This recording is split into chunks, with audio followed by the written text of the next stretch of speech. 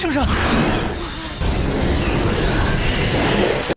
इस मूवी की starting royal palace में होने वाले एक इवेंट से होती है, जिसमें शामिल होने के लिए शहर के सभी लोग एक बहुत बड़े बुद्धा स्टैचू के नीचे जमा होने लगते हैं। तभी हम इस किंगडम के प्राइम मिनिस्टर को देखते हैं, जो कि इस इवेंट की सदारत कर रहा होता है, और किंग जो कि काफी ज्यादा बीमार लग रहा होता है वो भी वहाँ मौजूद होता है। अब प्राइम मिनिस्टर वहाँ मौजूद सभी लोगों को बता रहा होता है कि इस इवेंट का मकसद यहाँ एक रिचुअल परफॉर्म करना है, ताकि वो उस मॉन्स्टर ड्रैगन से बच सके, जिसकी अफवाह पूरे शहर में फैली हुई थी कि वो कैपिटल पे अटैक करने वाला है। और जब प्राइम मिनिस्टर वहाँ पे मौजूद सभी लोगों को ये सब एक्सप्लेन कर रहा होता है, तो उसी वक्त एक मेल प्रिजनर जिसका नाम फीफी होता है, वो वहाँ से भागने के लिए अपनी रस्सी को खोलने की कोशिश कर रहा होता है। अब सेरेमनी स्टार्ट हो जाती है और बहुत से शाही ओहदेदार वहाँ आते हैं और बुद्धा के एक बहुत बड़े स्टैचू के सामने झुककर उसके फीट को टच करने लगते हैं। और सेरेमनी के दौरान वो बहुत पुरसुकून और संजीदा लग रहे होते हैं, और तभी अचानक से एक बहुत बड़ा और खतरनाक ड्रैगन बुद्धा के स्टैचू के पीछे से नजर आता है,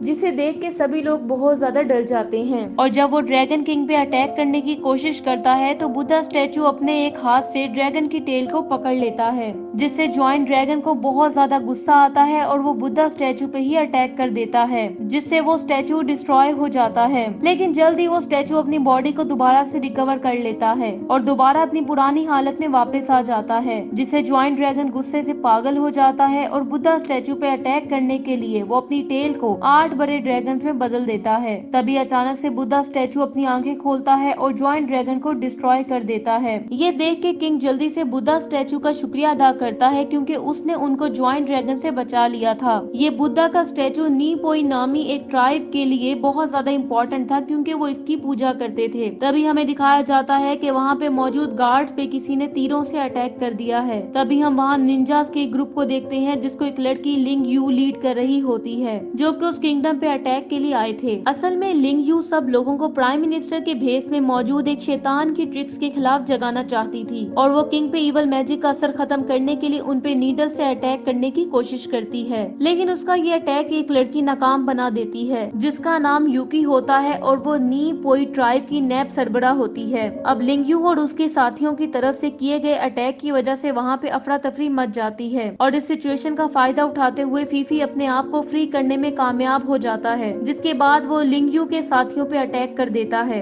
अब हालांकि फीफी इतने सालों से उस किंगडम का प्रिजनर होता है, लेकिन अभी भी वो इस किंगडम को डिफेंड कर रहा होता है। अब लिंगयू उस पे सिल्वर नीडल फेंक के वहाँ से बच निकलने में कामयाब हो जाती है, और जब फीफी उस नीडल को देखता है तो उसे पता चल जाता है कि इस नीडल को बनाने वाला कौन है। इसके बाद वो प्राइम मिनिस्टर के पास जाता है और उसे लिंगयू को अरेस्ट करने की परमिशन मांगता है, जिसके बाद वो उसे लिंगयू का पीछा करने और उसे अरेस्ट करने की इजाजत दे देता है, क्योंकि वो जानता था कि फीफी एक ग्रेट और फेमस कंग-फू एक्सपर्ट है। लेकिन वो इसके लिए एक शर्त भी रखता है, जिसके लिए वो उसे एक ऐसा पॉइजन पीने के लिए देता है जिसका असर 10 दिनों बाद होगा, और अगर वो इन 10 दिनों में लिंगयू को पकड़ने में कामयाब नहीं हो पाता तो वो खुद ब खुद मारा जाएगा, और अगर वो उसे पकड़ने में कामयाब हो जाता है तो वो उसे एंटीडोट देगा, जिससे उस पॉइजन का असर खत्म हो जाएगा। अब पॉइजन को पीने के बाद फीफी वहाँ से अपने मिशन पे निकल पड़ता है, और इसके लिए वो सबसे पहले एक ब्लैक स्मिथ से मिलता है, जिसके बारे में उसे लगता था कि लिंगयू की तरफ से यूज की गई सिल्वर नीडल उसने बनाई थी। लेकिन जब फीफी उसे देखता है तो उसे पता चलता है कि वो ब्लैक स्मिथ तो ब्लाइंड था, लेकिन फिर भी वो उसे बताता है कि एक लेडी ने उसे कुछ पैसे देकर सिल्वर नीडल्स बनवाई थी। तभी फीफी के पूछने पे वो उसे बताता है कि वो स्मेल करने की हिस्स से लोगों को पहचानने की सलाहियत रखता है। जिसके बाद फीफी लिंगयू को ढूंढने के लिए उसे अपने साथ ले जाता है। तभी वो एक ब्रोथल जाते हैं, जहाँ पे फीफी को लगता था कि लिंगयू यहाँ पे छुपी हो सकती है। जिसके बाद फीफी अपने साथ मौजूद ब्लाइंड आदमी को उन लड़कियों के परफ्यूम से स्मेल करके उस लड़की को ढूंढने का कहता है। अब वो एक एक करके उन सब लड़कियों के परफ्यूम स्मेल करने लगता है। तभी उसे एक लड़की की स्मेल लिंगयू से मिलती जुलती महसूस होती है, जिसके बारे में वो फीफी को बताता है। तभी वहाँ मौजूद एक असैसिन उस लड़की पर अटैक करने लगता है, लेकिन एक लेडी उसके इस अटैक को नाकाम बना देती है। तभी हमें पता चलता है कि वो दोनों किराए के कातिल थे और फीफी का पीछा करते करते वहाँ तक पहुँचे थे, ताकि वो लिंगयू को मार के इनाम हासिल कर सके,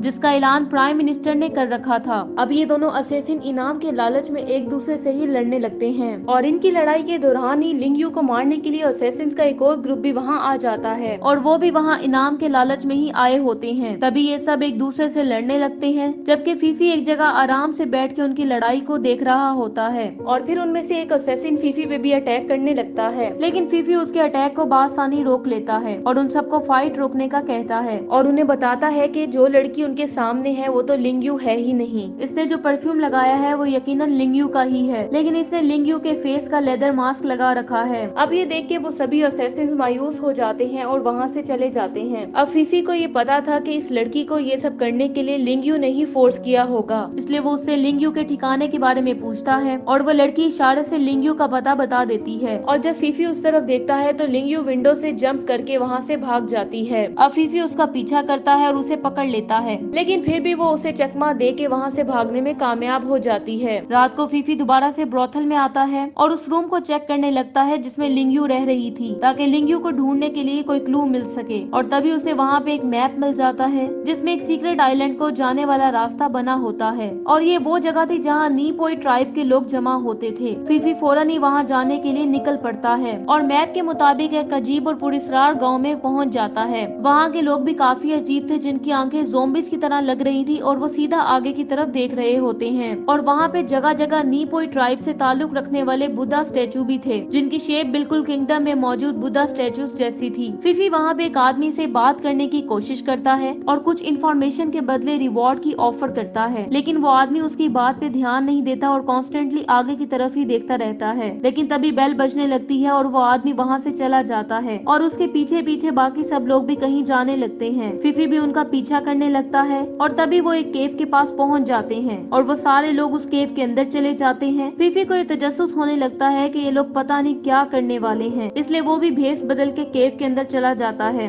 और जब वो केव में जाता है तो उसे वहाँ लिंगयू भी नजर आती है, जो कि भेस बदल के उन लोगों में मौजूद थी जो कि रिचुअल परफॉर्म करने वाले थे। फीफी उसके पास जाता है और उसे पकड़ने की कोशिश करता है। लिंगयू अब इसलिए सरेंडर कर देती है ताकि वहाँ मौजूद सब लोगों का ध्यान उसकी तरफ न हो जाए। लिंगयू अब उसे बताती है कि उसका ताल्लुक मियाओ ट्राइब से है और उसने वो सब कुछ किंग को ब्लैक मैजिक के असर से बचाने और किंगडम में मौजूद लोगों को जॉइंट बुद्धा स्टैचू से निकलने वाले पॉइजन से बचाने के लिए किया था। वो उसे बताती है कि नीपोई ट्राइब के सभी बुद्धा स्टैचूज को इसी आइलैंड पे बनाया जाता है और ये लोग इनको जहरीली मिट्टी से बनाते हैं और जो कोई भी इनको टच करता है उस पॉइजन का असर उस पे होने लगता है, जिसकी वजह से वो शख्स पीसफुल और काम हो जाता है और फिर नीपोई ट्राइब का लीडर उसकी माइंड को आसानी से धोखा दे सकता है। और तभी हम देखते हैं कि उस ट्राइब का लीडर वहाँ आ जाता है, जो कि कोई और नहीं बल्कि किंगडम का प्राइम मिनिस्टर ही होता है, जो कि अब केव में अपनी रियल आइडेंटिटी रिवील करता है। इसी दौरान फीफी अपनी पूरी कोशिश कर रहा होता है कि वो पहचाना ना जाए और तभी वो एक बुद्धा स्टैचू की लेग्स को टच करता है, जिसकी वजह से उसको धुंधला नजर आने लगता है, जिसके थोड़ी देर बाद ट्राइब लीडर को अपने फॉलोअर्स में मौजूद 2 लोगों के बारे में शक होने लगता है और वो अपने आदमियों को उन दोनों को पकड़ने का ऑर्डर देता है। खुशकिस्मती से फीफी अपने आप को इल्यूजन से निकालने में कामयाब हो जाता है और वो ये सब उस फुल ब्लडेड मैजिक की वजह से करता है जिसमें उसने महारत हासिल की हुई थी। अब वो और लिंगयू केव से बाहर भाग जाते हैं, जबकि ट्राइब के लोग उनका पीछा करने लगते हैं और कुछ देर भागने के बाद एक जगह पहुंच के वो फंस जाते हैं, जिसकी वजह से वो रिवर में छलांग लगा देते हैं। अगले दिन जब उनकी आंख खुलती है तो उन्हें पता चलता है कि लिंगयू के पाँव में मोच आई है, जिस पर फीफी उसका इलाज करता है और उसे एक लकड़ी से उसकी टांग को सपोर्ट देता है। इसी दौरान लिंगयू को फीफी की बॉडी में चेंजिंग महसूस होती है, जो कि उस पॉइजन की वजह से ब्लू होने लगती है, जो कि उस पैलेस से निकलते वक्त प्राइम मिनिस्टर ने पीने के लिए दिया था। जिसके बाद वो उसे मियाओ ट्राइब की एक सीक्रेट जगह पे चलने के लिए बोलती है, जिसके बाद वो जंगल में से गुजरकर वहाँ जाने लगते हैं।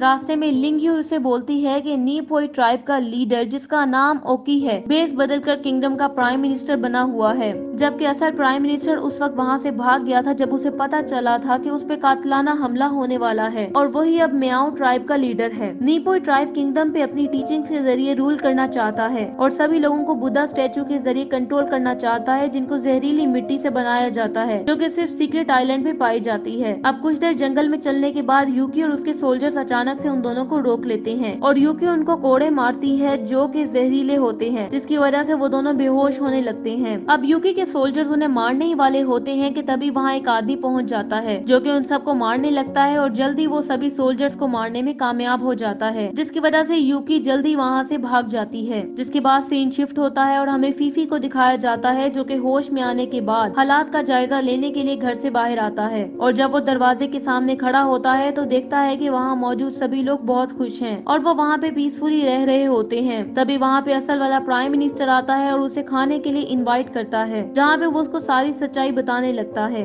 वो उसे बताता है कि माजी में नीपोई ट्राइब के लीडर ने उस पे बहुत से बहतान लगाए थे, जिसकी वजह से उसे किंगडम से भागना पड़ा क्योंकि उसी ट्राइब के लीडर ने उसे मारने की भी कोशिश की थी, जिसके बाद उसे भिखारियों वाली जिंदगी गुजारनी पड़ी। और फिर उसके पास मियाओ ट्राइब का आदमी आ गया जिसने उसकी हेल्प की, जिसके बदले में मैंने इस ट्राइब के लोगों की जिंदगियों को ऑर्गेनाइज किया और एक लीडर के तौर पर उनकी हिफाजत करना स्टार्ट कर दी। अब सीन शिफ्ट होता है और हमें रात का सीन दिखाया जाता है जहाँ पे फीफी बॉन्ड फायर के सामने बैठा बेचैन लग रहा होता है क्योंकि वो अब वापस किंगडम जाना चाहता था ताकि वहाँ के लोगों को नीपोई ट्राइब की गुमराही से बचा सके। लेकिन कुछ दिन ट्राइब में रहने की वजह से वो वहाँ पे सुकून महसूस करने लगा था और अब लिंगयू उसे वापस किंगडम जाने के लिए बोलती है ताकि वो किंग और वहाँ रहने वाले दूसरे लोगों को इवल मैजिक से बचा सके। लेकिन अब फीफी उसे वहाँ जाने से इनकार कर देता है और कहता है कि वो शहर और उसके लोगों के लिए अपनी जान को क्यों खतरे में डाले जिन्होंने उसे कैदी बना रखा था। ये सुनकर लिंगयू मायूस हो जाती है और अकेले ही किंगडम जाने का डिसाइड करती है। रात को फीफी जंगल में घूम रहा होता है, तभी वो यूकी और कुछ सोल्जर्स को मियाओ ट्राइब की तरफ जाते हुए देखता है और तभी उसे पता चलता है कि वो वहाँ मौजूद सभी लोगों को मार रहे हैं, जिसकी वजह से फीफी उनसे लड़ने लगता है। दूसरी तरफ यूकी मियाओ ट्राइब के लीडर पे जहरीले कोड़ों से अटैक करने लगती है और थोड़ी देर की लड़ाई के बाद वो आखिरकार उसको इंजर्ड करने में कामयाब हो जाती है। इधर फीफी सभी सोल्जर्स को मारने के बाद जब वहाँ पहुँचता है तो वो यूकी को तो मारने में कामयाब हो जाता है, लेकिन तब तक मियाओ ट्राइब का लीडर जहरीले कोड़ों की वजह से मारा जा चुका होता है, जिसकी वजह से फीफी को बहुत ज्यादा दुख होता है क्योंकि वो उस शख्स की हेल्प नहीं कर पाया था जिसने उसकी हेल्प की थी और इसीलिए अब वो शहर जाके वहाँ के लोगों की हेल्प करने का डिसाइड करता है। अब सीन शिफ्ट होता है और हमें लिंगयू को दिखाया जाता है जो कि भेस बदल कर बाकी लोगों के साथ मिलके वहाँ जाने लगती है जहाँ पे नीपोई ट्राइब के लोग एक रिचुअल परफॉर्म करने वाले थे। तभी अचानक से वहाँ फीफी भी आ जाता है जिसको देख के वो सरप्राइज हो जाती है। रास्ते में वो उसे विलेज में होने वाले इंसिडेंट और ट्राइब लीडर के बारे में भी बताता है कि विलेज के सभी लोगों के साथ यूकी और उसके सोल्जर्स ने ट्राइब लीडर को भी मार दिया है, जिसको सुन के लिंगयू शॉक्ड हो जाती है। दूसरी तरफ रिचुअल स्टार्ट हो जाता है और तभी फीफी और लिंगयू स्मोक बॉम्ब्स के जरिए उस रिचुअल को खराब कर देते हैं। अब रॉयल सोल्जर्स उन पर अटैक करने लगते हैं, लेकिन वो दोनों उन सारे सोल्जर्स को मारने में कामयाब हो जाते हैं, जिसके बाद उनका सामना प्राइम मिनिस्टर से होता है। लेकिन तभी वहाँ कुछ असैसिन फीफी और लिंगयू की हेल्प करने के लिए आ जाते हैं और वो चाहते थे कि इस शहर को उसी तरह से पीसफुल बनाया जाना चाहिए जैसा कि ये शहर नीपोई ट्राइब के वजूद में आने से पहले था। प्राइम मिनिस्टर जो कि उस ट्राइब का लीडर था, ये सुन के अपनी असल पहचान जाहिर करता है और उन सब पे अटैक कर देता है और तभी वो उन पे मैजिक के जरिए अटैक करने लगता है, जिसकी वजह से उन सबको लगता है कि एक बहुत बड़ा मॉन्स्टर उन पे अटैक करने वाला है। और जब वो मॉन्स्टर फीफी पर अटैक करने लगता है तो फीफी वहाँ पे चुपचाप खड़ा रहता है और रिएक्ट नहीं करता, जिसकी वजह से वो मॉन्स्टर उसे टच किए बगैर ही आगे निकल जाता है,